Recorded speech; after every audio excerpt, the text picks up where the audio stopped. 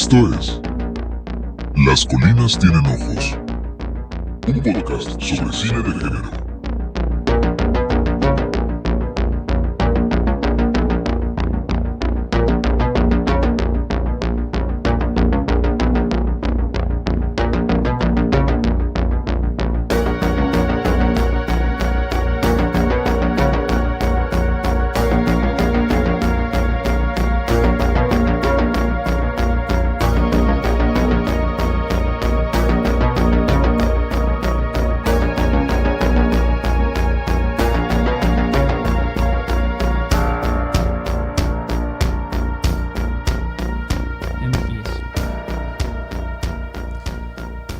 Buenas a todos, ¿cómo están? Sean bienvenidos a Las Colinas Tienen Ojos Podcast, un podcast donde hablamos sobre cine de terror, sobre cine de género.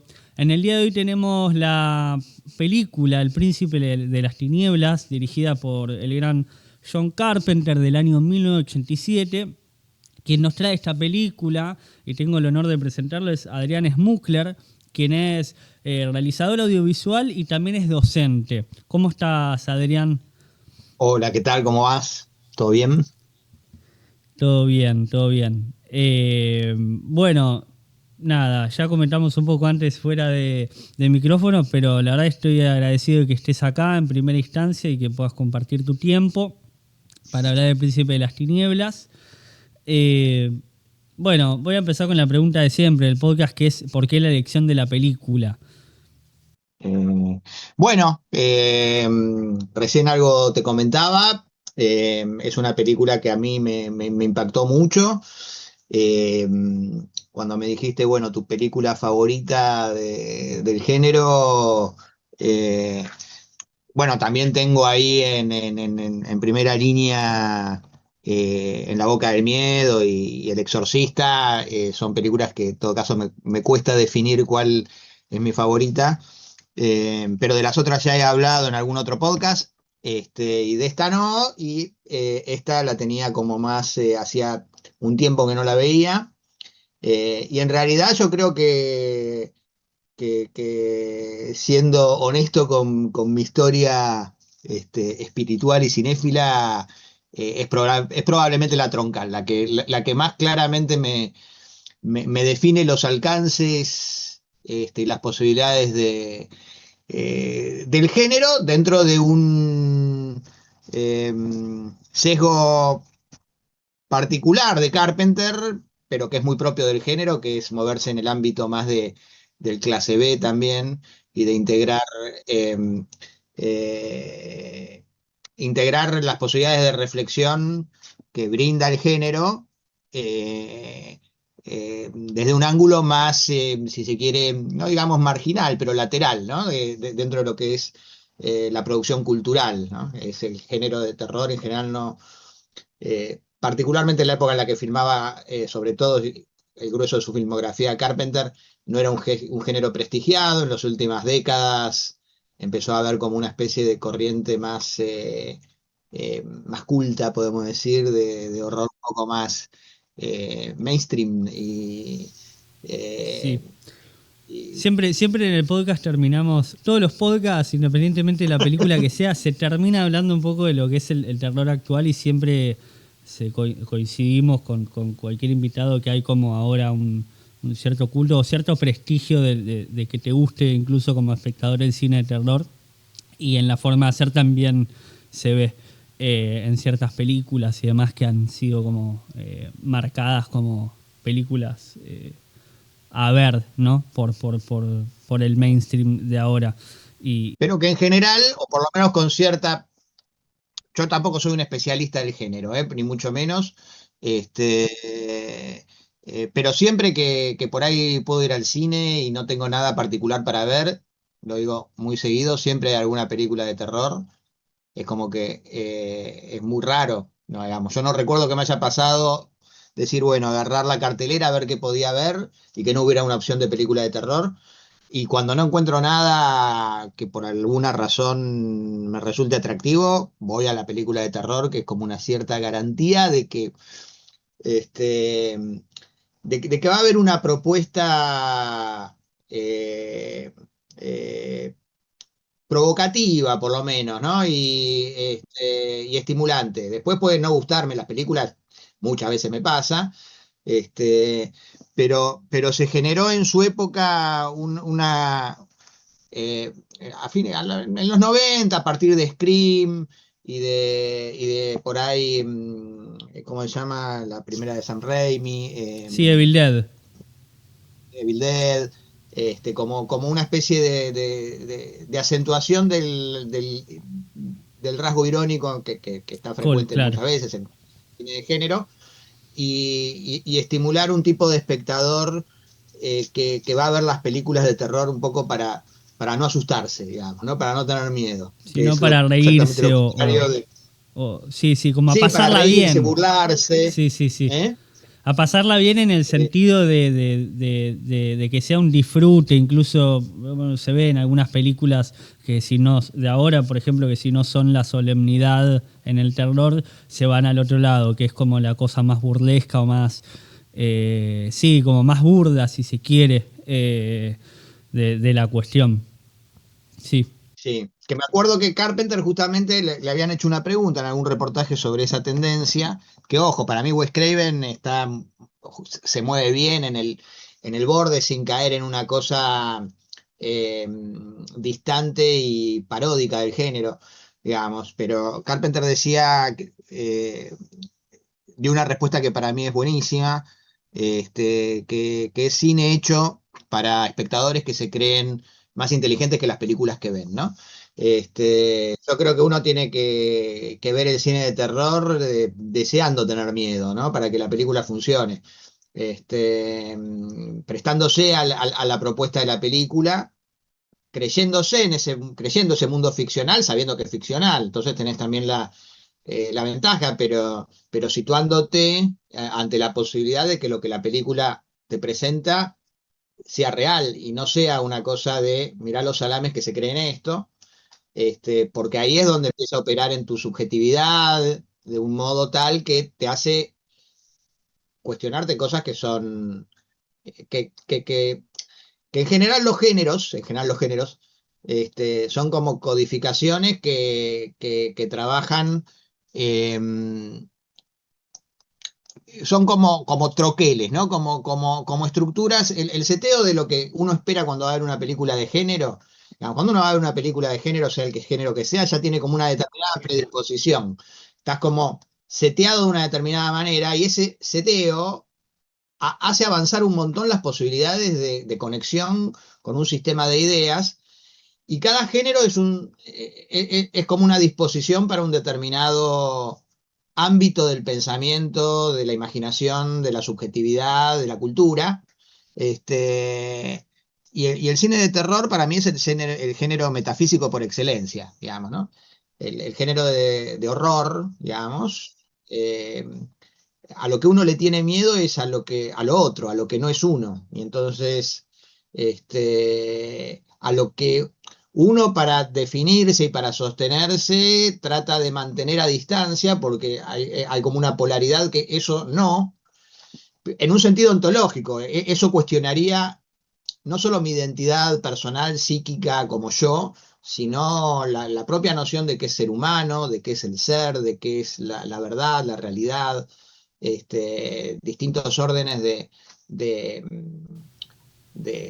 de conocimiento metafísico, Sí, digamos, es y un articulados poco, en un... perdón, la interrupción, pero es un No, poco, no. me haces acordar con esto que decís a cómo directamente empieza la película de Carpenter con esa clase que va a dar el científico, el Virac, con respecto a eso, ¿no? A qué es lo que se cree de lo que somos, de cómo, incluso de cómo estamos compuestos.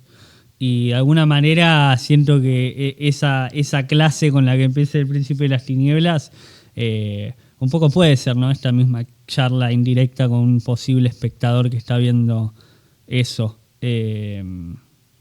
Y bueno, Sí, totalmente. a mí me pasó particularmente que en el desarrollo, la maduración mía como espectador del ver películas, el miedo o el terror, al gustarme tanto, fue variando y nunca fue en principio un miedo natural que a mí me surgía ante lo que es quizás más sobrenatural o quizás una película como El Exorcista no me atraía tanto ese tipo de miedo, y con el tiempo, cuando uno empieza a hacerse quizás preguntas más importantes, se empiezan a generar como otra sensación en el cuerpo.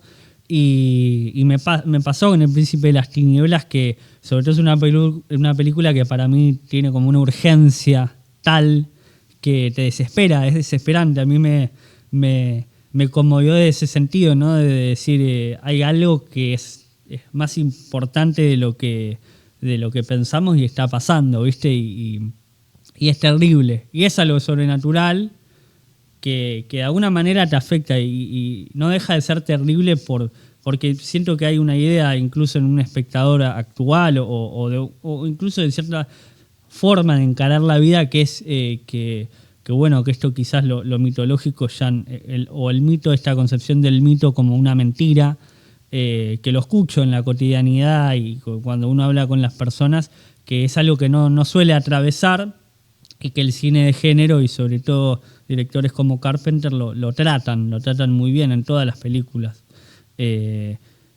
Quizás ese sentido más sobrenatural empieza con Halloween y The Fog, quizás, que está como esas dos películas bien marcadas, donde empieza quizás un Carpenter más a tratar un poquito más explícitamente esos conceptos o esos símbolos. Sí, coincido.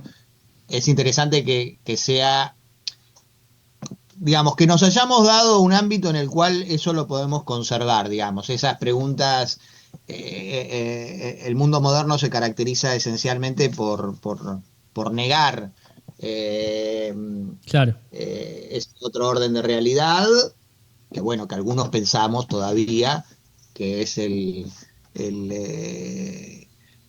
que es el verdaderamente dominante, digamos, el orden de lo trascendente, el orden de algo que nos atraviesa en circunstancias que, precisamente porque no las podemos acotar, definir, nombrar, medir y controlar, bueno, la modernidad dice, bueno, ya que no podemos dar cuenta de ellas de una manera operativa, instrumentalizarlas, las negamos, no existen. Sí. O están dentro del ámbito de la fantasía y Sí. de la mentira y de algo que es incontrastable y que el único orden de verdad es el científico positivista, el científico positivo, lo mensurable.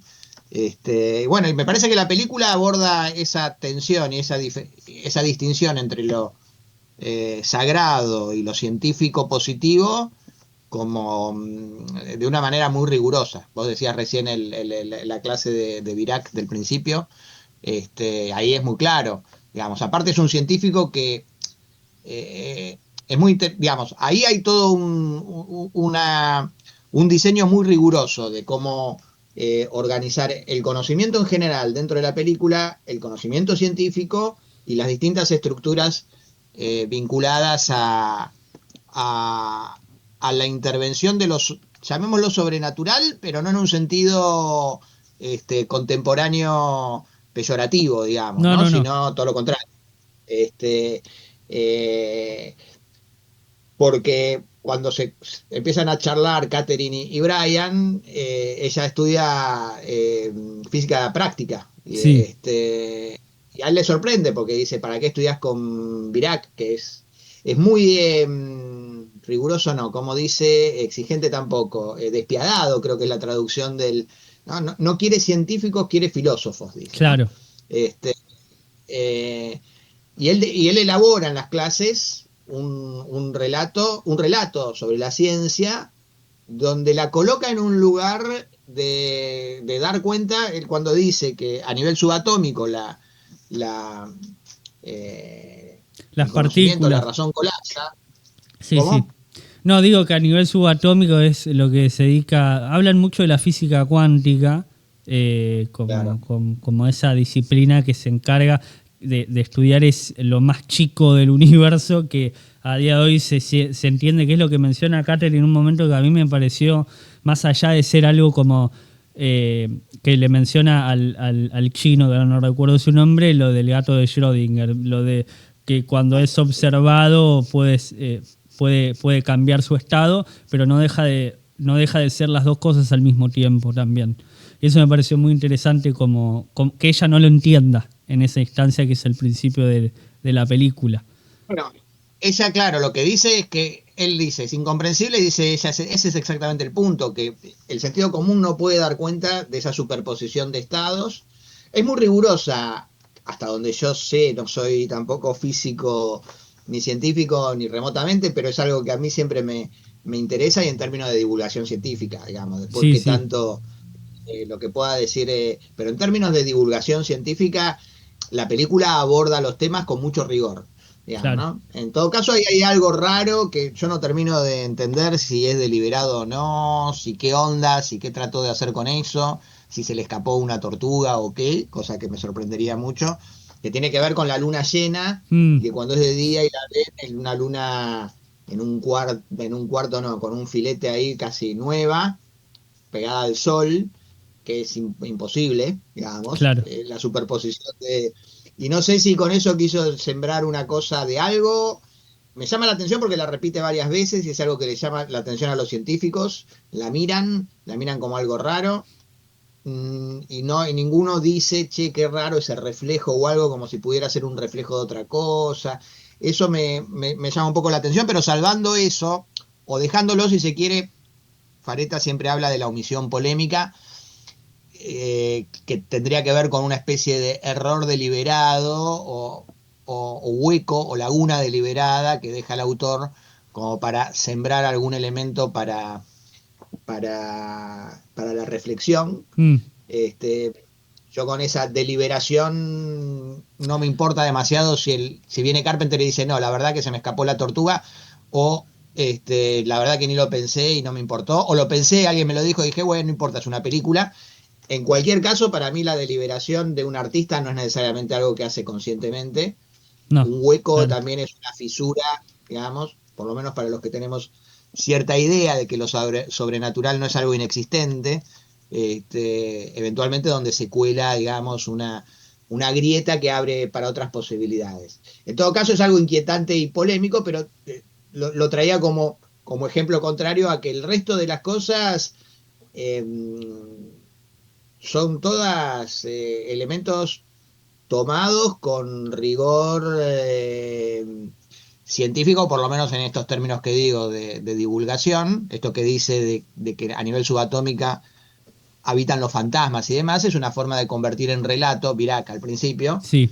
algo que tiene que ver, bueno, escuchás a los científicos divulgando lo que sabe mecánica cuántica, y bueno, y es puntualmente eso lo que dicen. Más allá de que se puedan ir encontrando eh, elementos comprobables, pero hay siempre ese margen de indeterminación que tiene Sí. todo lo que sucede, donde aparte se superponen estos estados como la idea de que hasta que no abrís la caja, el gato no está ni vivo ni muerto, digamos, ¿no? Sí, Este, eso a mí me parece interesante.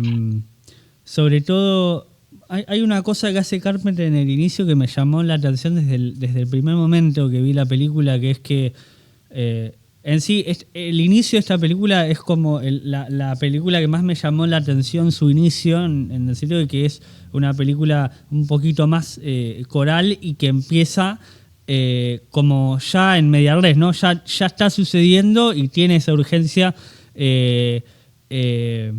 Y hay una constante también desde la música que es muy parecida a la de La Cosa, que a mí me ha llamado la atención de como que hay algo que está sonando todo el tiempo y uno ve las distintas situaciones y cómo te presentan los personajes. Ahí tenemos esa escena de la luna con el sol, tenemos lo de las hormigas y uno entiende que hay algo que está mal. Y hay un momento de cuando termina, porque todo apunta a que cuando va presentando los personajes y están en la charla, Bayrak hace esta como la apertura de la clase y hay un personaje que no se ve porque estamos con Brian, que va a mirar cómo llega el auto con las monjas Pero hace como algo muy interesante la película ahí, que es que cuando el personaje que está fuera de campo le empieza a preguntar a Bayrak, se mete muy rigurosamente con una pregunta de de los átomos, como todo lo que dijo ese personaje Bayrak, la respuesta de ese alumno es una respuesta quizás más rigurosa científicamente, pero eso va a ser descartado, se pierde. Y vamos con Brian, que mira, bueno, lo importante no es esto, sino que es lo que va a pasar, que es que llega el auto con las monjas y ahí es donde une todo Carpenter, porque ahí nos vamos a enterar que vienen las monjas a hablar con Bayrak, que es donde como se unen todas esas historias. Pero me llamó la atención eso. No sé si recordabas esa escena, pero como que... Recuerdo vagamente, pero no me acuerdo. Creo que es Kelly la que hace la pregunta, puede ser. La respuesta que sigue. Kelly es la que es poseída después, ¿no? Claro, Sí. la elegida, Es digamos. la elegida, la rubia. Sí, hace como una pregunta como, bueno, profesor, pero los átomos, le hace una pregunta como muy específica y eso se pierde en la voz, o sea, la voz se va en fade. La voz queda. La voz se va en fade y nosotros vemos como Brian observa por la ventana cómo llega el auto de donde van a bajar las monjas que se van a comunicar con Bayrak. Y eso me pareció como muy interesante, y aparte que también había escuchado, esto no lo analicé yo, pero lo dijo Mariano Morita, con respecto a cómo Bayrak encara la clase casi como si fuese un cuento, ¿no? Como un relato oral, y lo compara con el inicio de Fogg, ¿no? Del señor y demás, que les cuenta. Pero sí, hay como una idea, en resumen esto como que es esto, como una idea de encarar esa ciencia como parte de un relato también, ¿no? Porque está esta como necesidad de separar lo que es la creencia y lo que es quizás algo objetivo, ¿no? Desde el lado del... Sí, igual yo lo pienso más en términos de reunir, de volver a unir, digo, Claro. porque en el pensamiento tradicional la ciencia y la religión no son ámbitos separados. Y de hecho, cuando uno mira... yo creo que no tienen por qué serlo, ¿no? De hecho, los principales científicos que modificaron paradigmas han sido todos, o en su inmensa mayoría, por lo menos los fundamentales, creyentes, e inclusive puntualmente religiosos. Digo, Sí. El padre de la genética era un sacerdote, el padre el que elaboró la teoría del Big Bang, era un cura jesuita. Einstein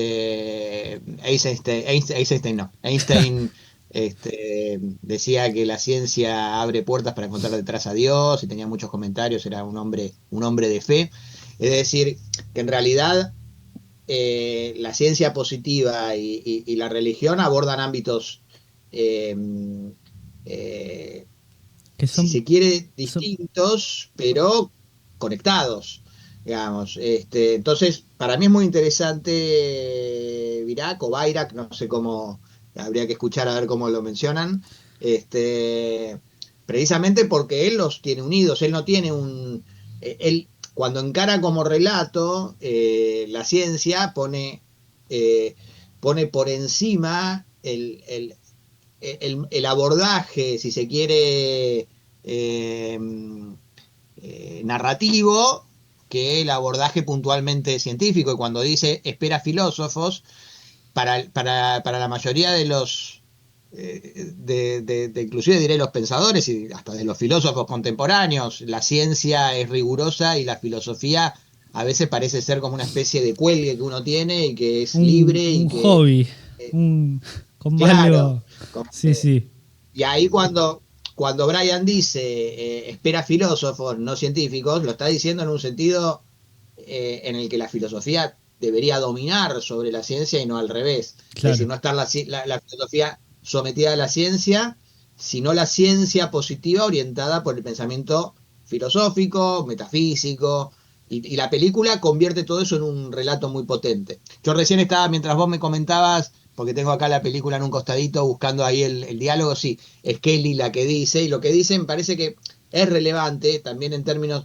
A ver, hay algo muy interesante para mí de la película, que yo creo que no nos tenemos que quedar solamente con eso, pero que a mí me fascina, y que tiene que ver con convertir el pensamiento científico, lo digo por última vez y cada vez que lo diga hable de ciencia, que se entienda un conocimiento de divulgación y no un conocimiento riguroso, porque no lo tengo, digamos, Sí, pero que el pensamiento científico, como en su lógica propia, convertido en núcleo del relato. Y, es decir, que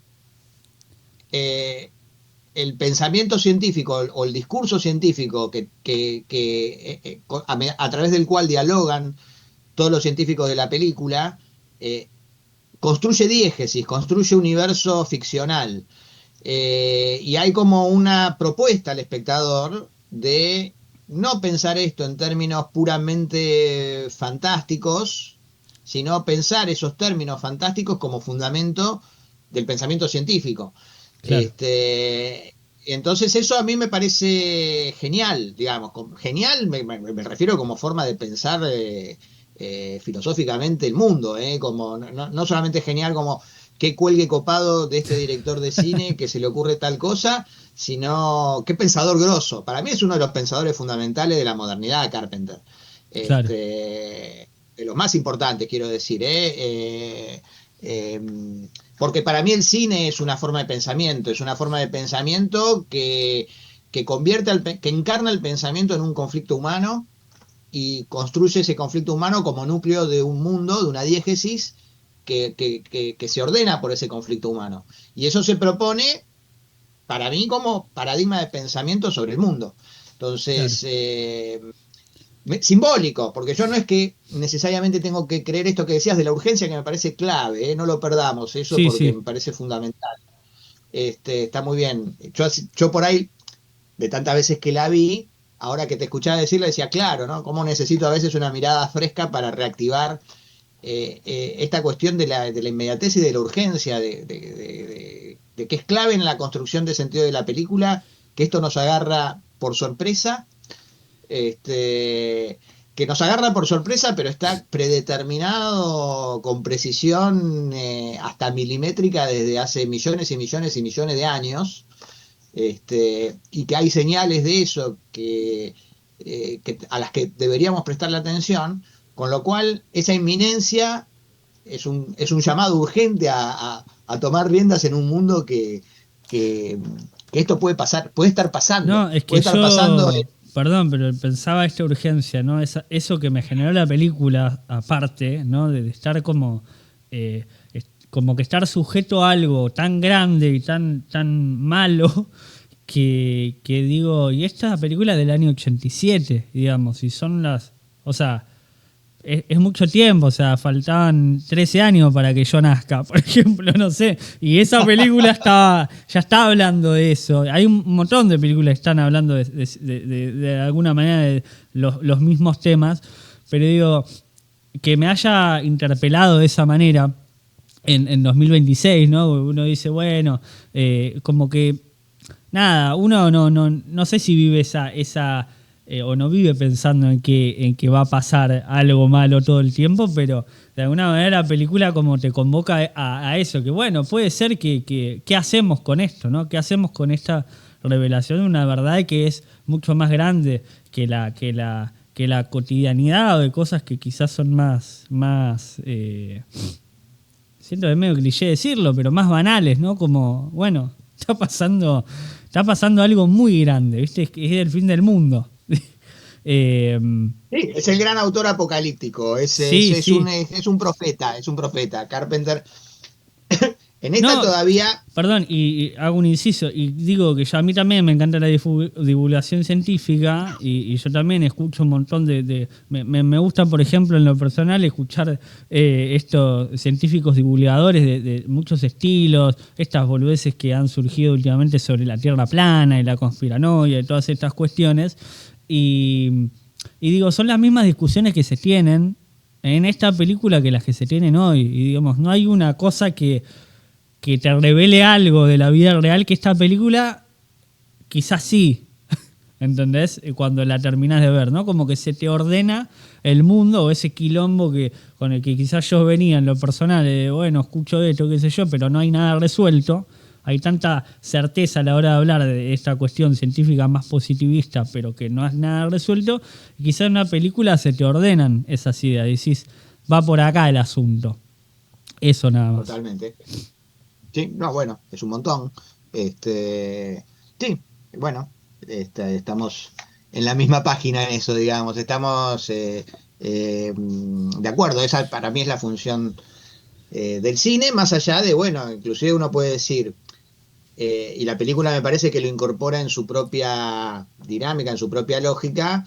Esto que decía antes, lo hace con una película que es claramente clase B, Claro. digamos, y dentro de un código que está al margen en un sentido, inclusive podríamos decir, jungeriano de emboscadura, digamos, de la idea de irte a un territorio más protegido de la exposición de algo donde en el discurso dominante, hegemónico, se vuelve muy difícil poder plantear ciertas hipótesis porque está muy dominado por un pensamiento operativo, controlable, positivo, de negación de todo ese costado, que es el que de verdad informa, es decir, da forma a todo lo demás, pero que si vas a dar una conferencia sobre estos temas, no sé, en Harvard, te tiran de todo.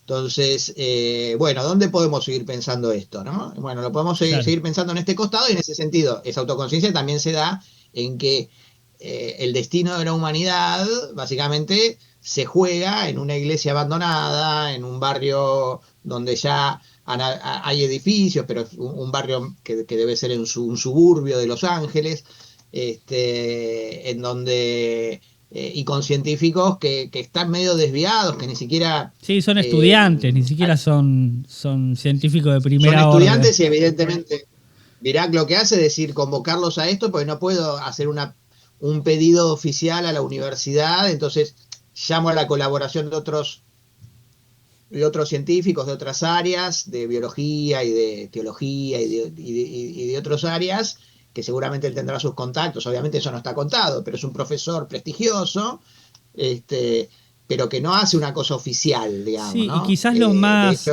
los más prestigiosos que aparecen en la película, porque van un par de personas más grandes, de que vos decís, bueno, este tiene quizás un poquito más de experiencia, qué sé yo, son los que menos permanecen en la película, no son los protagonistas.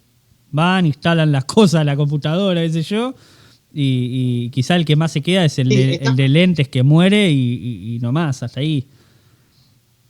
sí, bueno, está el que, ¿cómo se llama? Que es el actor que está en todo, Peter Jason, que es Ah, el, claro, el que viene con los de estudiantes de biología, pero que no sabe bien qué van a estudiar, digamos, claro, ¿no? Entonces se ve que es por ahí un profesor conocido de Virac, o que de un centro de investigación al que le dicen, che, anda a ayudar mm, a este que nos está pidiendo una mano, lleva esto, pero a Virac le cuesta mucho decir, no voy a decir, che, vamos a investigar si tenemos al diablo en ese botellón claro, gigante, porque parece que están pasando cosas raras. Bueno, tenemos esta situación que es extraña, particular, la vamos a estudiar, nos pidieron en la iglesia que la estudiemos, qué sé yo, veamos, tomemos muestras, tomemos esto, miramos a ver si podemos determinar qué es lo que está pasando con esa sustancia, si es peligrosa, si no es peligrosa, que lo tiene que encuadrar dentro de cierto discurso posible, este, que tampoco él termina de creer, pero que todo el tiempo está diciendo, ¿viste? Cuando Brian le dice, che, tendríamos que avisarle que esto es una forma que se está autoorganizando, está sacando vida de una materia inerte y está tomando decisiones conscientes, y que está interviniendo sobre la realidad cuando mueve los claro. objetos, cuando detecta la telequinesis, digamos, ¿no?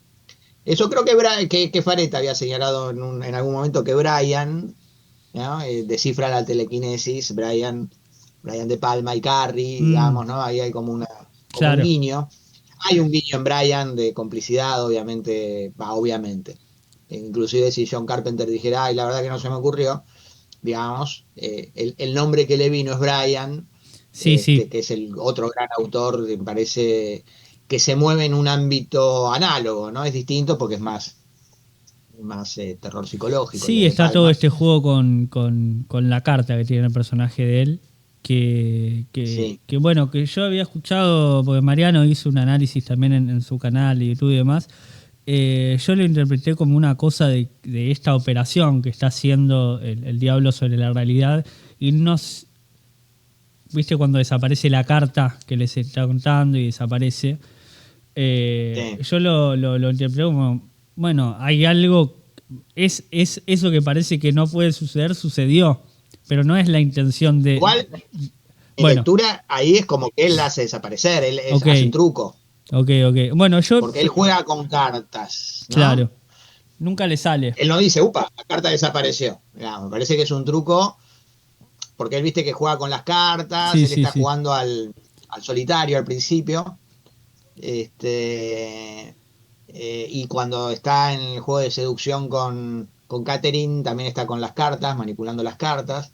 Me da la impresión que parte del rasgo, bueno, yo lo tomo así, ¿no? Lo leo como que ahí está haciendo también su puesta en escena de la interpretación que está haciendo de lo que está Mm, sucediendo, mostrando algo que me parece que sí está muy puesto en la película y que retomando con lo que dice Kelly lo que dice en ese momento señala algo que sí, que es muy, por lo menos hoy ya cliché de divulgación científica, esta idea de que, digamos, la física newtoniana mm, sirve en una escala, en una determinada escala de magnitudes y a nivel macroscópico, macrocósmico, digamos, la teoría de la relatividad da cuenta del colapso de la física de la masa, digamos, de Newton, la física clásica, y a nivel subatómico la mecánica cuántica. Pero que aparte el problema que tiene el pensamiento científico, físico, no resuelto y que está un modelo que pueda asimilar esos tres órdenes, digamos, el claro, orden macro, el orden micro y el orden en el que nos movemos, sobre todo, bueno, cómo combinamos la mecánica cuántica con la teoría de la relatividad. claro, ¿No? Eso entiendo que está resuelto y la teoría de la relatividad aborda, y la película lo aborda porque no es que señale que está conectado, pero cuando él está mirando la tele, él sube el volumen al principio, Brian, sí, y están hablando de la de un supernova, estallido, una supernova, que recién ahora, después no me acuerdo cuántos millones de años, está llegando a la Tierra las partículas, claro, ¿no? Entonces hay como algo que uno asocia, esas partículas están conectadas o activando lo que está sucediendo a nivel, a nivel en el botellón ese con el hijo del diablo, mm, este, eh, que además está asociado a lo que sucede a nivel subatómico. Y esos órdenes me parece que están muy bien, sí, muy bien manejados, muy sutilmente, en pequeñas cosas, cuando no están viendo la actividad de las hormigas detrás de la claro, tele. O sea, el mirar algo hace que no puedas mirar lo otro. Para mí muy bien, hay un planito cuando hace un paneo focal, que él está mirando la luna y cambia el foco a la a la hoja, cuando hoja, está esperando y vos decís, o ves una cosa o ves la otra. sí, sí, sí, Y es como una experiencia sensible muy directa de que si enfocás en un lado, desenfocás el otro, que tiene mucho que ver con esto de la mecánica cuántica, de que no podés hacer ciertas medidas simultáneamente de los mismos parámetros de las mismas partículas, que o medís unas me o hizo medís otras, otras, más allá de que tu mirada intervenga y modifique esto lo del gato a mí me resulta un poco tramposo en el sentido que uno piensa mucho en un gato, vivo o muerto, no puede estar vivo claro, y sí, muerto. sí, sí, La idea de las partículas es que hasta que no las observás no adquieren el estado y están en una superposición de estados. Que yo lo puedo entender conceptualmente y decir, bueno, si lo dicen los físicos debe ser verdad, claro, digamos, pero no que hace falta que te pongan un como gato, me parece más fácil entenderlo sin el gato me claro, lo complica. Porque digo, ¿cómo? No puedes, no, el gato está o vivo o muerto, claro, cuando vos abrís lo ves. No, claro, claro, a claro, nivel subatómico están superpuestos esos estados. Pero bueno, una cosa, yo puedo entender que una ondícula o partícula esté en un estado incierto, digamos, qué sé yo, porque pero un gato, bueno, no importa. Y eso me parece eso, ¿no? Que es importante eso, más allá de que vos decís bien, ¿no? Hay un fade y se va el sonido. Es parte de lo que tiene la película que hace tan productiva la revisión constante, digamos, ¿no? Porque son como capas y dimensiones que yo lo que recuerdo es que me recontra impactó la primera vez que la vi y que me dejó así muy perturbado y con mucho miedo. Eh, precisamente por ahí, 30 años más tarde lo elaboro, no estoy seguro, pero yo soy una persona que me considero muy racional, con mucha necesidad de poner en concepto una cantidad de Mm, cosas y tener cierto control sobre esas cosas conceptualmente, que con el paso de chico, digamos, y con el paso del tiempo y demás, ir abriendo esa conceptualización a, a, a la noción de lo luminoso, digamos, de lo misterioso, de lo que no tiene explicación, como parte fundamental. Y entonces eso me parece que es lo que ese espíritu está muy, muy resuelto, como decías hace un rato, en relación a la inmediatez de la necesidad de dar cuenta de que en definitiva la sustancia del mundo, y en todo caso uno puede decir, bueno, el ser humano la pone en crisis desde la invención de la bomba atómica de una manera cíclicamente cada vez más acelerada, como posibilidad de destrucción de todo lo que somos, ¿no? mm, Entonces ahí, digamos, retomando un poquito eso de cómo funciona ese ordenamiento, algo que me parece finalmente genial de la película y muy bien resuelto es que eh, hay una responsabilidad humana que además te puede llegar sin mm. que, digamos, ¿no? Porque bueno, caíste, justo fuiste a estudiar con Mirac y te tocó ir ahí, viste, no, te la regalo. Sí. Y Este, también hay y como que de la que una, perdona, también puede no, sí, aplicar, sí. no sé si lo pensabas para el personaje de Donald Pleasence, como una cosa de que también le cae y él ignoraba eso, aún estando dentro de la cuestión institucional, ¿no? Como que él se sorprende todo el tiempo en la película, no entiende por qué la ocultación de eso, ¿no? Por qué él dice, en un momento, creo que voy a parafrasear, pero dice como que hay tantos años perdidos en un montón de cuestiones que en realidad lo importante nunca se encargó de eso. En realidad sí, porque es un subgrupo que parte de la cuestión religiosa, pero digamos, estaba ahí en una iglesia alejada de todo, en el sótano, en una iglesia alejada de todo, que es como lo más mínimo dentro de esa forma de institución, si se quiere. Sí, Eh, sí, sí, una iglesia abandonada en un sótano, en una hermandad que él dice, bueno, tenía mucho prestigio, pero que ni siquiera... Ahí hay algo medio ambiguo también, porque dice el Vaticano no la conocía, no queda del todo claro. Después, ahora que en la revisión traté de verlo en inglés y tampoco es del todo claro, porque si el Vaticano no la conocía, de dónde venía el prestigio? ¿Prestigio de qué? Si el claro, Vaticano no la conoce. Así que por ahí lo que el Vaticano, por ahí Donald Pleasence dijo algo y Carpenter no lo chequeó, qué sé yo, que podía tener que ver que lo que no conocía, o por ahí hay cierta ambigüedad en cómo lo dicen, de si se refiere a que ahí tienen qué es lo que tienen escondido ahí en el sótano, que eso claro. fuera lo que el Vaticano no conocía y no la existencia de la secta. Pero bueno, no importa, al margen de eso, sí, totalmente, es algo que está en un ámbito muy reducido en el margen por completo. Digamos. Claro, Que ese margen puede hacer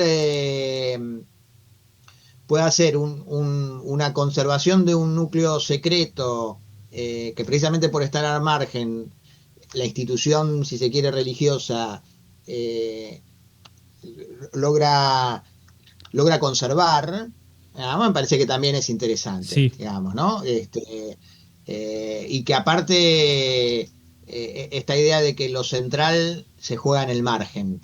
¿no? Que por Sí, supuesto es algo muy tradicional también qué sé yo, Cristo nació en un pesebre totalmente marginal, y olvidado y perdido, y está esta tradición hebrea, creo que es hebrea, de los 4 o 10 hombres justos que sostienen el mundo sin saberlo, claro, digamos, esta idea de que en realidad el mundo se sostiene por la existencia de unos pocos hombres justos que no saben que están sosteniendo el mundo, claro. digamos, ¿no? Entonces hay como una conexión ahí entre el fundamento humano, moral, ético, de responsabilidad frente a lo otro, de la cual te tenés que hacer cargo por un temple de ánimo que tenés y que está fundamentado, bueno, en el caso de la película, claramente en el amor, digamos. Entonces Claro. ahí, porque esto vino a través del juego con las cartas, ¿no? De esta Sí, mención de la carta que desaparece, y que yo digo, bueno, para mí es un truco, digamos, o yo lo veo como truco, porque si no tendría que sorprenderse Brian, decir, ¿esta carta dónde claro, está? claro, claro. No, no. Hola, yo tenía una carta acá, ¿no? Entonces, y que se lo está haciendo como puesta en escena a ellos, de algo que él trata de controlar y que tiene que ver con un juego, digamos, entre el azar y la necesidad, ¿no? Podríamos decir, ¿no? Porque es como el tener un control sobre las cartas implica tratar de tener un control sobre el azar, y está esta cuestión que es muy clave dentro de la mecánica cuántica, además, ¿no? Esta frase famosa de Einstein de Dios no juega a los dados, Mm, como respuesta a su resistencia a la mecánica cuántica, que entiendo que es algo que no se puede decidir, porque el hecho de que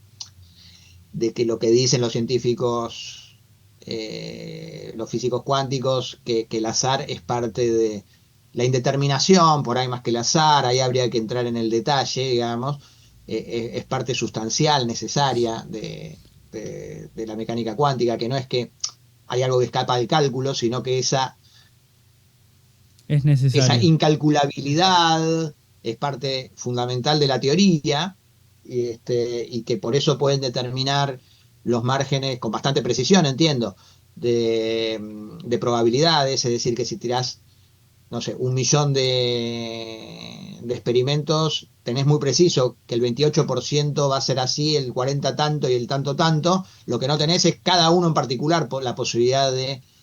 Es decir, es algo que en el flujo se acomoda, pero no en el detalle, digamos, Claro. ¿no? Entonces lo indeterminado tiene que ver con ese detalle, este, y que eso me parece también muy atractivo cómo está integrado cuando él la está hablando con Catherine, y evidentemente vienen hablando ahí en el banco, cuando recién se conocen, como muy implicados ambos en el debate científico, y entonces y él le dice, bueno, hay algo que la mecánica cuántica o la física cuántica no explica, y ella le pregunta, ¿qué?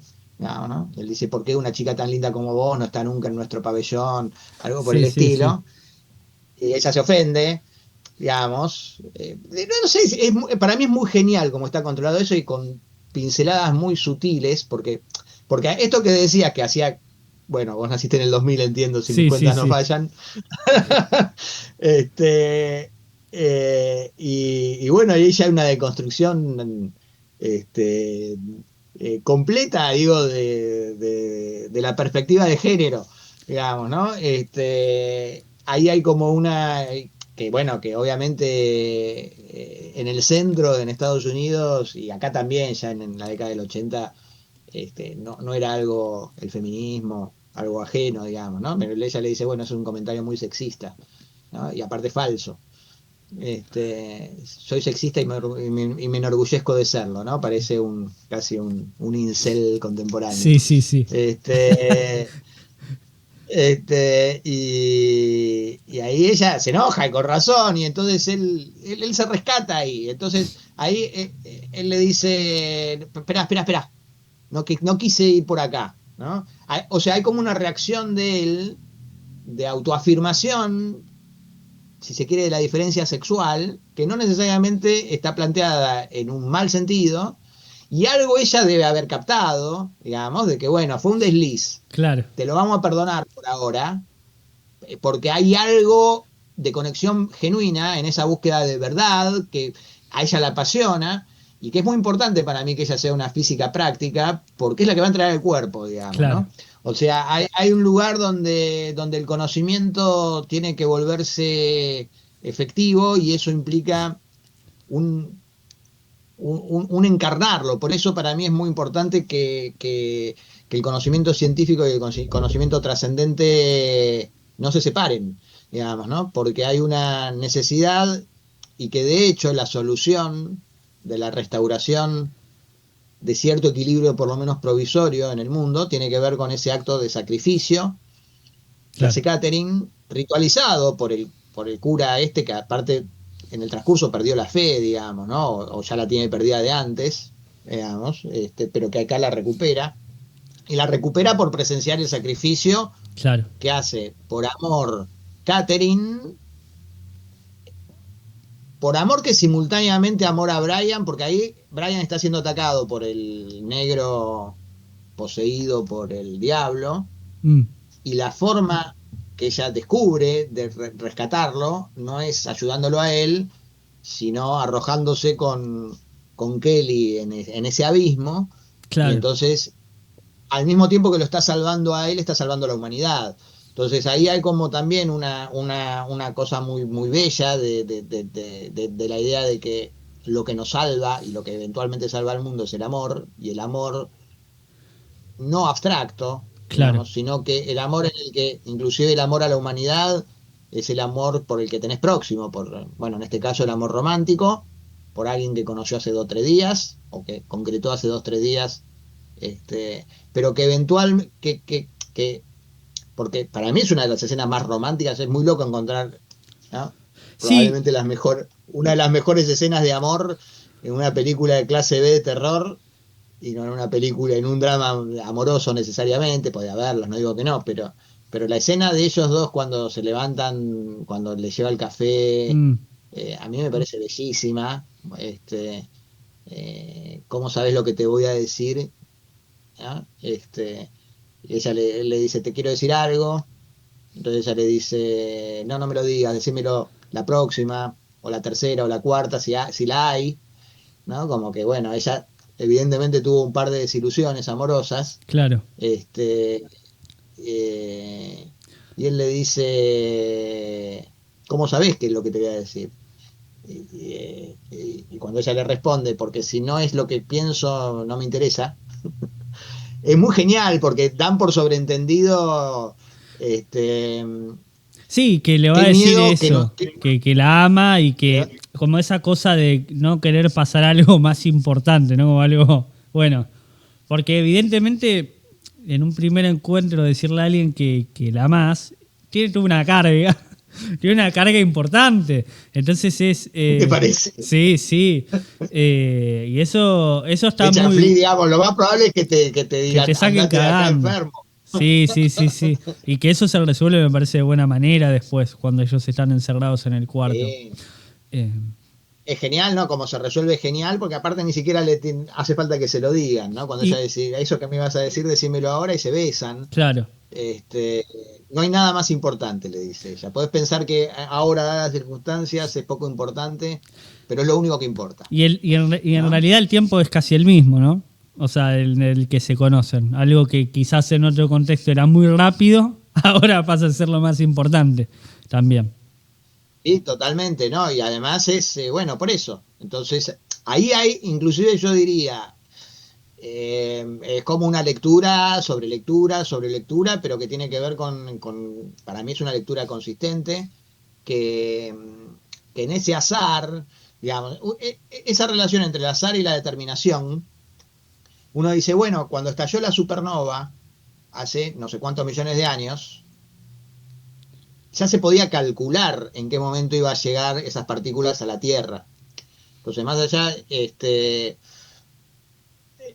que también lo usan con los taquiones, ¿no? Claro, Que es una partícula por ahora no descubierta, No, es inventada, como la conceptual. posibilidad de una Es conceptual. Es conceptual, claro. Sí, sí. Bueno, pero como casi todo lo que tiene que ver con la mecánica cuántica, Sin es duda. conceptual y después se van comprobando cosas. Lo mismo con la teoría de la relatividad. Claro. Primero se elabora el concepto y después se experimenta y algunas cosas se van demostrando y otras no. Esta posibilidad de tener partículas que puedan viajar a más velocidad que la luz y entonces mandar información. Esa información además que mandan se transforma en un video, Sí, digamos, o es un video enviado, es una especie de sueño compartido, que sí, también es el cine eso, ¿no? El sí, cine es sí. un sueño compartido. Entonces te dormís y ves la misma película, y todos ven la misma película. Entonces ahí también hay algo, si se quiere, un, un mensaje secreto, digamos, el cine puede ser esa cosa que nos envía desde un otro lugar, digamos, un determinado conocimiento para que hagamos algo, digamos, con eso, ¿no? Entonces, eh, más allá que esto obviamente en la película no es literal, pero bueno, es una película que todos vemos Sí, cuando aparte nos dormimos. se va construyendo a medida que transcurre la propia película. Eh, Te iba a mencionar una cosa que me parecía interesante pensarlo, que justamente antes de iniciar la charla te dije que estaba volviendo a ver el final, cuando ella está a punto de salvar a Brian y está en la decisión. También lo pensaba con esto que habíamos charlado en relación a, a lo que vos dijiste del amor, de cómo funciona el amor, que decide ir por lo más grande, ¿no? O por la acción más trascendente, porque inevitablemente si elige de alguna manera la forma de salvarlo de una manera quizás más individual, más puntual, en realidad, no, voy a salvar de esta situación, también está en relación a esta cuestión medio del mismo estado de cosas, de bueno, si salvo esto, está pasando atrás lo otro, en cambio si voy por lo otro, todo está igual, ahí es donde se consigue el equilibrio, ¿no? Si voy por lo más grande o por eso más trascendente.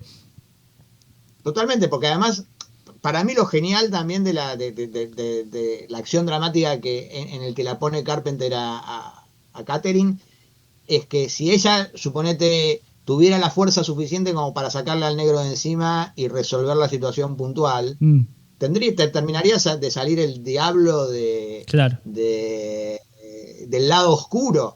Y ya está, digamos. ¿Para qué vas a salvar a alguien que después, listo, ya tiene, ya lo trajiste al mundo? Claro, O sí, sea, sí, sí, tampoco sí. hay posibilidad. Lo que en todo caso uno podría... Eh, no es para achicarla, ¿no? Lo que pasa es que yo soy profesor de cine y estoy todo el tiempo mirando este, realización y cuestiones que son esto ni siquiera ya ponerle como perdonable me parece como un exceso de soberbia que se arroja y salta Con con E, Kelly claro. en lugar de empujarla, qué sé yo, ¿viste? Sí, sí, sí, sí. Es algo Porque muy, es como, muy, muy como extremo el ella poner, pero bueno, uno lo entiende de esa manera que está atravesando con ella. claro, para mí hubiera sido mejor que la empuje y que la otra la agarre, qué sé Claro, yo. Como que no es que deliberadamente digo me voy a sumergir acá como necesidad. Pero claro, bueno, no sí, importa. sí, sí, sí. No quiero poner el eje ahí porque el sentido pasa por lo mismo. Claro, Es una construcción que en todo caso mete un pequeño ruido diegético de que el personaje por qué se tira, claro. digamos, si la puede empujar. Quizás si fuese Digamos, el ¿no? Bueno, negro, el negro, el que está a punto de traer al diablo, bueno, sería polémico, pero quizás en la cuestión de dificultad del verosímil encajaría mejor. bueno, eso Pero se puede bueno, armar la coreografía de otra forma, buscarle claro, si hay una preocupación. Ahora, Carpenter diría, bueno, boludo, ¿no? Va, si yo, el Carpenter que yo imagino, no te fijes en esos detalles. claro, Digamos, ¿no? Claramente hay una necesidad estructural, de sentido, que además cierra por todos lados, porque cuando uno está conectado, lo que pasa es que, bueno, cuando uno ve muchas veces la película, y aparte yo muchas veces cuando ya estoy medio preparando una clase o ahora para preparar el podcast, la vi una o dos veces, la vi un par de veces en el último mes completas, pero después la voy viendo por pedacitos, esto que decía claro. vos, vi el final, vi esto. Entonces tenés como una distancia que yo estoy seguro que inclusive si me hizo algún ruido cuando la vi, el arrojarse de esa forma, sentí que igual era necesario el Claro, sacrificio en términos de construcción de sentido.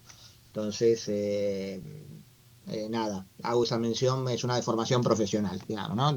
No es algo, es algo lo que, a lo que si alguien viene y dice, y bueno, pero ahí no me creo que ella se tenga que tirar así, yo digo, bueno, está bien, déjala pasar. claro, No, no, déjala pasar porque es una película, porque no es y que en todo caso también eso implica, para mí en última instancia, tenés que tener esa flexibilidad con una película, porque también una película, yo creo que está bien que uno conserve siempre la, un cierto nivel de conciencia de que es un artificio y claro, de que es una construcción que propone una manera de comprender y mirar las cosas, y que entonces está bien que se conserve cierto registro de artificialidad que yo como espectador tengo que asumir y superar, digamos, ¿no? Y integrarla sabiendo que es una construcción, ¿no? Porque me parece que eso también es importante. No digo que esto sea necesariamente algo consciente y deliberado por ninguno de los autores que uno mira, pero sí me parece que es el fundamento de, de qué flexibilidad en qué tan real parezca es hasta necesario, y que eventualmente eso uno podría pensar, estoy pensando muy en voz alta, con todo el impacto de la inteligencia mm, artificial y de claro, la capacidad de producir imágenes que sea cada vez más difícil distinguir cuál tiene un origen genuino de reproducción de algo vivo por una cámara y cuál no, y cuál el margen de manipulación, que es algo realmente preocupante en lo que corre. En términos de expresión artística, conservar un registro de, che, esto es artificial, esto es una construcción, me parece que es importante para conservar también la posibilidad de un hecho estético que consiste en algo que es imaginario y que afecta al espíritu precisamente por la distancia que tenés con que eso no es real material. claro, Con esto a lo que apunto también es que yo no es que necesariamente diga la urgencia viene de que seguro el mal habita entre a nivel subatómico y a nivel macrocósmico, y que entonces pasado mañana en una iglesia de Avellaneda o de Villa Fiorito puede estar en un sótano emergiendo el príncipe de las tinieblas para tomar literalmente cuerpo de esa forma.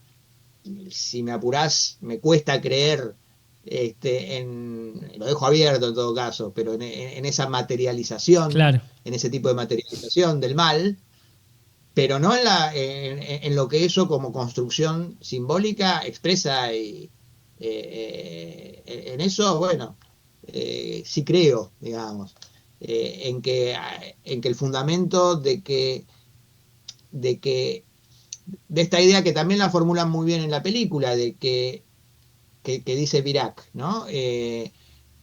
Supongamos que lo que dice su fe es esencialmente cierto y que hay un Dios, una fuerza, una presencia, no digamos una fuerza que lo tira más pero una presencia que controla todo a nivel subatómico. Bueno, pero claro, a cada partícula le corresponde una antipartícula.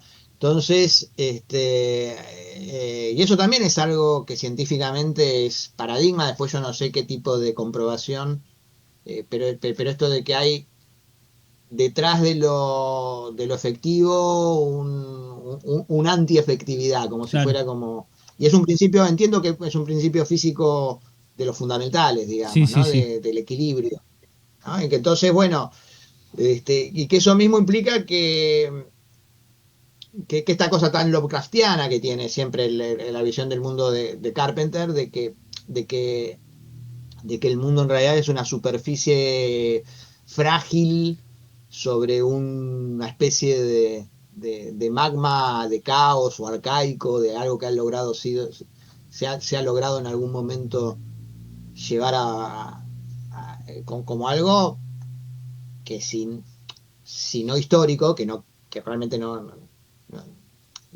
está bien, es incomprobable además, pero creo que no es que la historia de la creación del mundo pase por ahí. Sí, en términos metafísicos, hay una idea, bueno, el universo podría no haber sido, no podría no ser. Sin duda. Entonces hay como una amenaza Sí. que además se expresa a nivel humano en la idea del mal, digamos. La idea del mal para mí es eso, y no es una cosa más allá de que sea o no una sustancia, como propone la película, también en términos para mí simbólicos sobre todo, es decir, hay una sustancia del mal, Claro. no es, sea eso, sea la ausencia de bien, más agustinianamente, digamos, hay una correspondencia y eso es lo terrible, ¿no? Porque en el final que vos decís, también pasa cuando Catherine con su sacrificio salvó, también dejó un nexo donde hay una falta en Brian inconmensurable, porque además toda esta construcción del amor que se tenían y que, bueno, lo consumaron, eh, pero no pudieron desplegarlo, No, no, no. digamos, Nunca se queda desarrolló. atado, Sí, sí. Queda ahí inconcluso. queda atado y queda como un hilo ahí, Sí. ¿no? Que es tremendo. Para mí no hay final mejor. Puede ser que haya otros finales equivalentes, pero el final de esta No, película para no. mí es, Es lo que es, más es- en ese sentido me dejó quizás más perturbado, sobre todo porque cuando uno la ve por primera vez y uno está intentando asimilar todo lo que sucede, sobre todo con la inclusión para mí de ese sueño, que quizás es lo más confuso que tengo en mi cabeza en ese sentido, porque también me hizo acordar mucho a Terminator. No sé por qué, como esa idea de que hay un futuro que se está enviando hacia un pasado y bueno, como esa cosa, aparte de la propia relación de James Cameron y Carpenter y toda esa cuestión, aparte de eso, cuando sabemos que se materializa o esa imagen que estaba oscura, que no sabes, es Catherine del otro lado, que a mí me parece terrible. Creo que lo más horroroso de esta película está no está en quizás lo más extremo, como puede ser esa piel del hijo del diablo, o el personaje que se deshace en hormigas, sino esa imagen de Catherine del otro lado me parece terrible. Y es Catherine, no es que está modificada o no hay una sensación de que el cuerpo está cambiado. Esa idea como idea es terrible y ese final como esa posibilidad de que haya quedado algo abierto que uno no sabe bien qué es tampoco, ¿viste? Porque uno siente como eso, como después de toda esa urgencia, esa calma, que en realidad te dejan tensión. O sea, es como una cosa de que se resolvió, pero uno no sabe hasta qué punto está resuelta la cuestión. Sobre y el todo, propio Brian al acercar la mano al espejo, digamos, tal vez active algo, tal vez se genere el deseo, la necesidad, la conexión que tiene con Catherine que quedó del otro lado, que además es lo más puro, lo más limpio, lo más genuino, lo más entregado, ¿no? Eh, con muy poco, digamos, con muy poco digo tiempo de desarrollo, lo mm, que a uno le queda, digamos, ¿no? Este, eh, digo, está muy bien que ese amor tan limpio, tan puro, tan genuino, tan eh, sea algo tan compartido, algo que además lo que Catherine necesita es chequear, digamos, cuando le pide que le diga que, que de verdad lo que les pasa a los dos es lo que les pasa, ¿no? claro. Porque también hay algo difícil, no solamente decirle a una persona con la que estás hace un día que la amás, digamos, o después del primer encuentro sexual, digamos, que hay, porque lo genial del fuera de campo también es que uno tiene que construir, ¿no? Tiene que haber sido esa noche que no durmieron, Mm, que también es importante para mí eso, ¿no? Porque y que necesitan dormir y que lo que sucede después en los sueños y lo que le sucede a él en el sueño después, al claro, final, eh, porque ¿cómo habrá sido en, esa noche compartida, ¿no?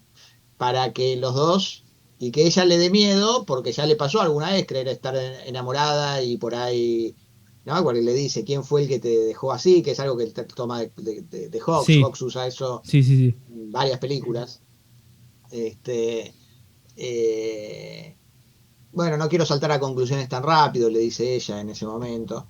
Este, esperemos a ver qué pasa, digamos, ¿no? Y bueno, lo que se pasa es que se tienen que hacer cargo de salvar al mundo, nada menos, 2 días después. Eh,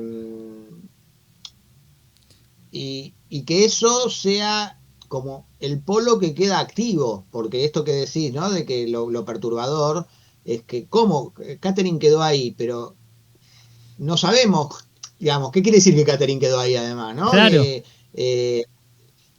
Es inconmensurable eso, quiero decir, no hay manera, no hay manera, no hace falta ni que intentemos describir lo que puede ser que Catherine haya quedado ahí, porque no hay manera de pensarlo. Este, ¿Habrá posibilidad de reconectar, de traerla, digamos, como Drácula de Coppola? Voy a ir al fondo de los infiernos a buscarla. mm, ¿Podría hacer eso Brian? Bueno, en principio no podría decir que no, pero no importa, digamos, ¿no? Él quedó pegado a una necesidad que corre el riesgo de volver a traer el mal, digamos, ¿no? Como si fuera una especie de rehén, este, de eso que establece una conexión emocional, intelectual, digamos, donde lo emocional además tiene que ser el vínculo que estimule el pensamiento alrededor de qué quiere decir esa conexión con el fundamento del mal, digamos, ¿no? Entre esa polaridad entre bien y mal es para mí de lo más perturbador, porque hay una necesidad de la existencia del mal finalmente en la propuesta de la película para la existencia del bien. claro. Entonces eso también le da ese carácter cíclico que tienen todos los finales, o la inmensa mayoría de los finales de las películas de Carpenter, donde, bueno, se resolvió, pero ahí está amenazando. Como decía Halloween, Sí, no sé, por ahí antes de arrancar, bueno, sí, sí, sí. Michael desaparece. Y entonces, ¿qué hacemos con Michael que quedó en el fuera de campo?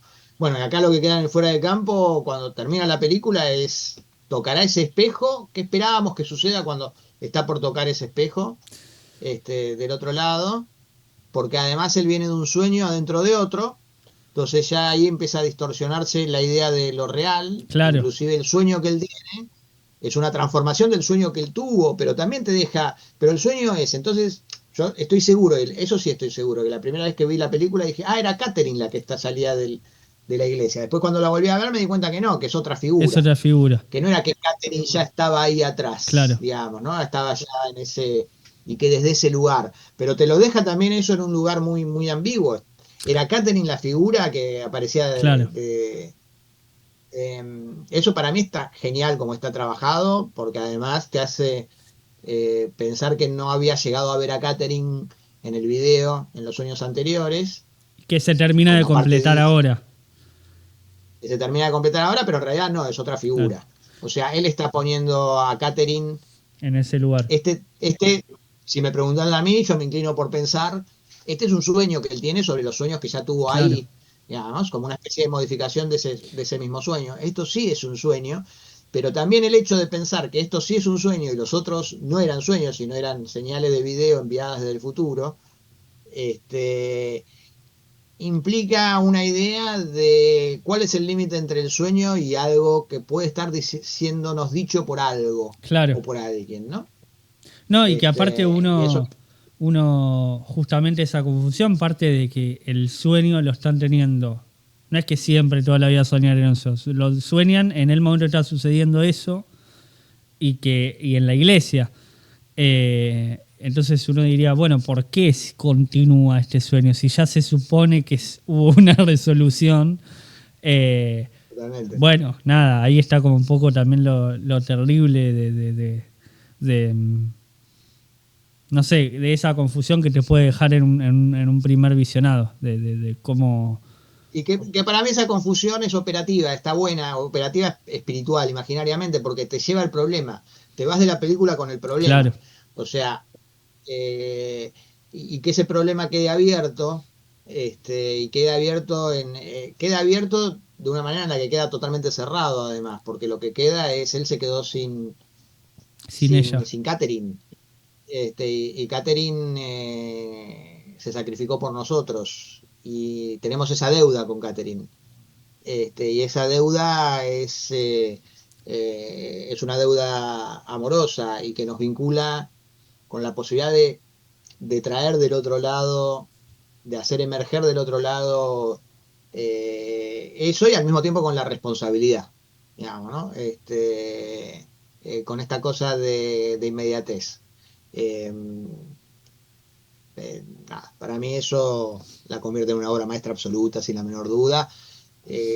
Veía que ahí en IMDb tiene, no sé, creo que no llega al 7 puntos de los votos. Digo, bueno, así eso explica cómo está el mundo, digamos, ¿no? Que no sea No me había una fijado. película, No, sin duda, una sin duda. película obligatoria, este, como para eh, como para pensar el mundo bueno, acá de todas formas, creo que en algún momento estuve por decirlo, después me desvié, juega mucho con La Boca del Miedo, Mm, que el final en ese sentido es, es más pesimista, digamos, ¿no? Porque en el final no hay sacrificio, no no hay hay otro nada. lado, ya está, digamos, ¿no? Sí, sí. Este, eh, Sí, eso es verdad. Después, bueno, Vampiros, que la vi hace poco, también hay como una cosa similar eh, y que es más abierta. Y también está en The War, que es la última,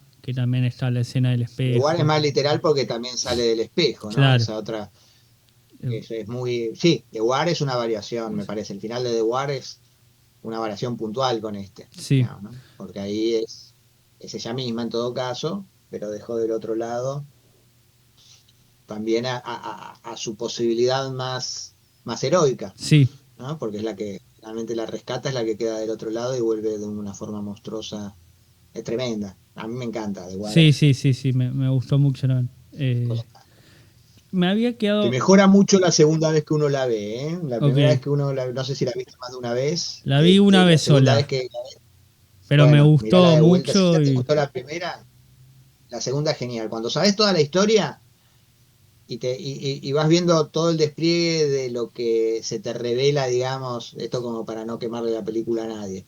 Pero si alguno ya la vio, The War, y dijo, bueno, pero el truco del final, la vuelta de tuerca, era un engaño, digamos, cuando sí, sabes.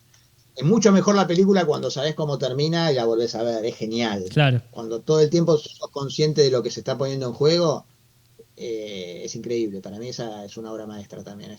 Lo que tiene es que tenés que superar la trampa del efecto sorpresa, Claro, digamos, ¿no? sí, Es aparte difícil. esa cuestión medio del propio cine de los 2000 donde era común encontrarse con esos juegos y quizás uno con un prejuicio antes de ver la película la Claro, puede piensa que todo el encajar, chiste está en que no te hayas dado cuenta de claro, algo que, claro, y que ahí se acaba, pero está manejado. Claro, sin duda, sin duda. totalmente, ese sería el problema. Me había quedado una pequeña cosa porque cuando la estaba viendo pensaba en el personaje de Donald Pleasence como cura, en este caso en relación a Halloween. Y no, entiendo que aparece también en otra película, eh, que ahora no estoy recordando el nombre. Eh, Creo que en Escape de Nueva York aparece. Pero sobre todo lo eh, pensé sí, es el presidente en Escape de Nueva York, claro. claro. Pero lo pensaba más en relación con el personaje, los dos tipos de personaje, uno en Halloween y si no era. Yo lo había pensado como una inversión de ese personaje que quizás está intentando explicar el, el mal en Halloween y acá Sí, como... sí, sí, sí. No, en todo caso, el psiquiatra de Halloween se parece más a Virac, Ah, Byron. en el sentido Pero de que peor. tiene. ¿El de Halloween decís? Sí. Bueno, el de Halloween es el que. Bueno, ¿por qué peor? Y quizás está más empecinado. Y quizás a Byron me queda un poquito mejor en el sentido de que es un poco más abierto. Y el. Ah, bueno. Pero en todo caso, los dos tienen una cosa. Los dos son científicos, que tienen una cosa más religiosa, o una apertura a lo religioso. claro. Digo, no me acuerdo cómo se llama, Loomis, el doctor Loomis. Loomis, el doctor Loomis, en Halloween, dice, el chabón es el mal, digamos, no es un caso clínico. Claro. Hay que tenerlo encerrado y hay que protegerlo y hay que garantizar que no salga. Digamos, sería acá el científico diciendo, si tuviera la chance, hay que conservar esto embotellado y no dejarlo que salga. Claro. ¿No?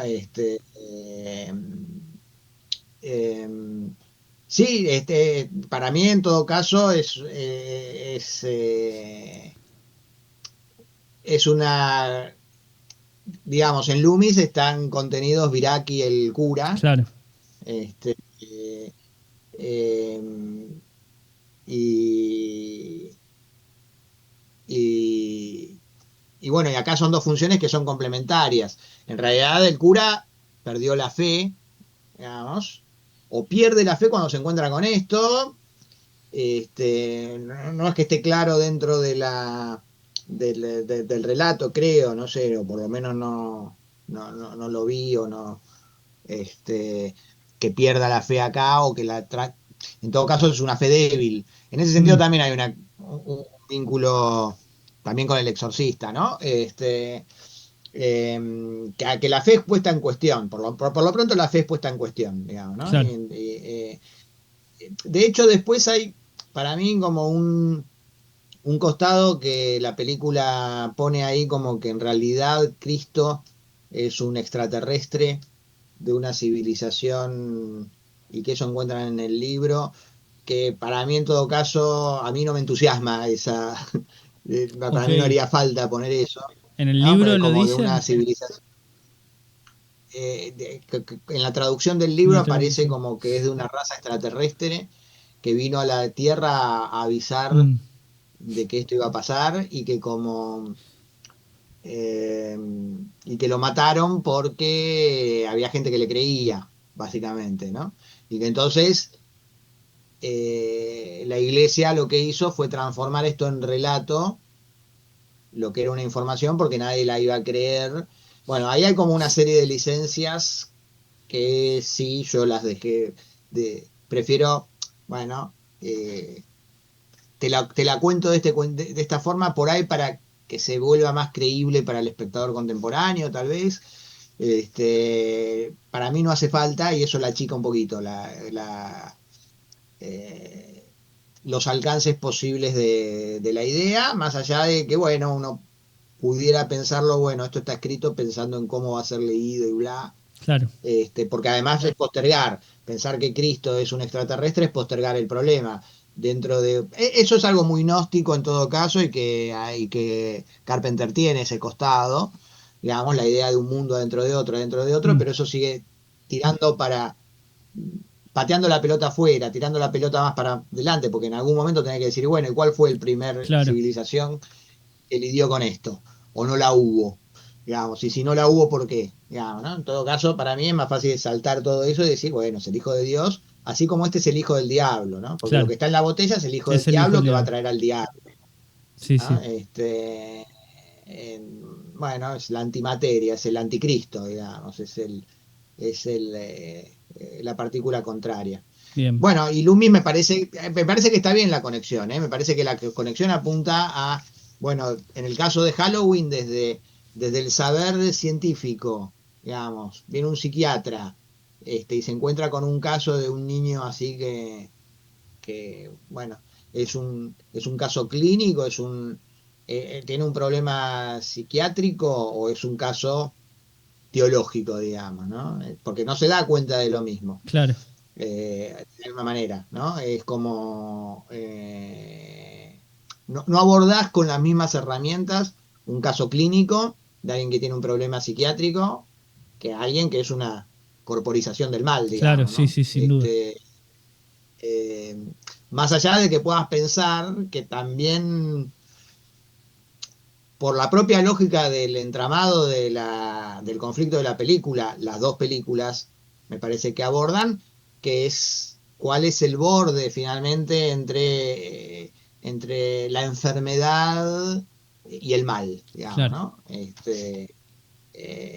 También en The Ward, digo, en The Ward todo eso también me parece que estalla, ¿no? Porque en la figura del psiquiatra en los métodos, en esa presentación que tiene de Ward de toda la historia de los métodos psiquiátricos, y lo que sucede con la construcción del fantasma Mm, dentro de la subjetividad de Alice, y de las técnicas psiquiátricas para dar cuenta de eso, ¿no?